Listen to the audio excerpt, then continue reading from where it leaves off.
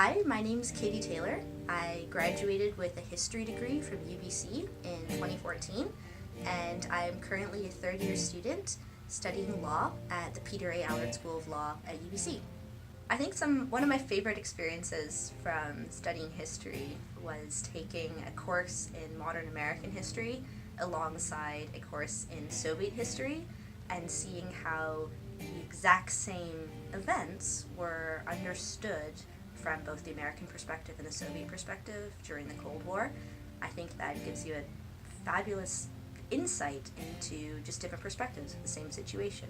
I think I also appreciated the ability to, when taking history courses, have a particular project that you work on throughout the term, throughout the course.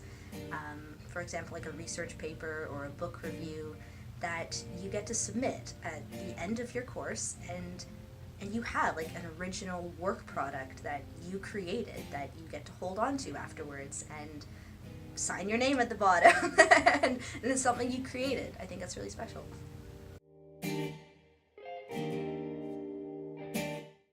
For my capstone project, I was researching the use of public space in Vancouver, in particular the installation of public art in public spaces in Vancouver, and it was a very interesting project because it took me to the Vancouver City Archives, the Vancouver Public Library Archives. I also attended committee meetings at City Hall, so I went outside of the university campus to research sources.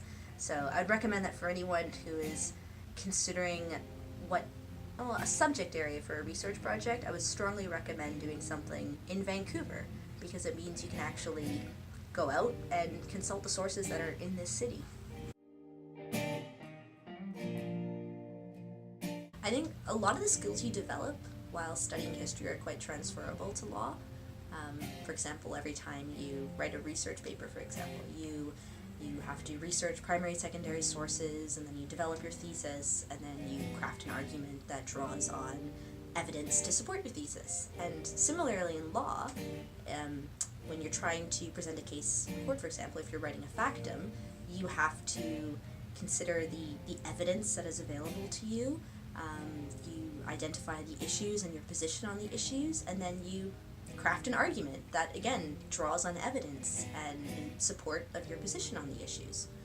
So it's almost like a research paper in law.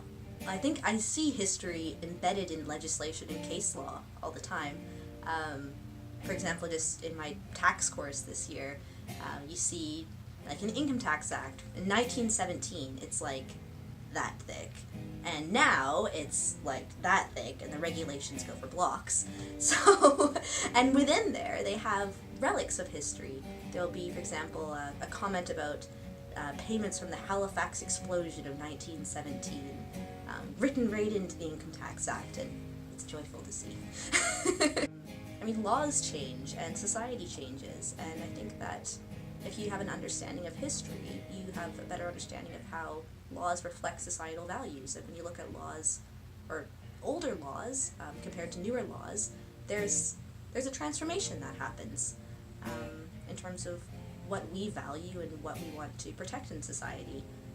And that's how history evolves.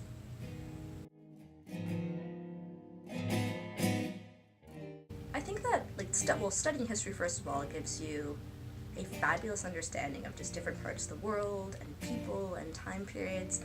But if you're concerned that you don't have enough practical skills, I guess, I would recommend sort of diversifying your minor. My brother, for example, did a minor in commerce to add to his arts degree. I did a diploma in accounting after graduation, which added a lot of just good business courses. And I'd also say that you could get more volunteer and work experience to sort of flesh out your resume and your capabilities. I think all of those would add to what you learn in history.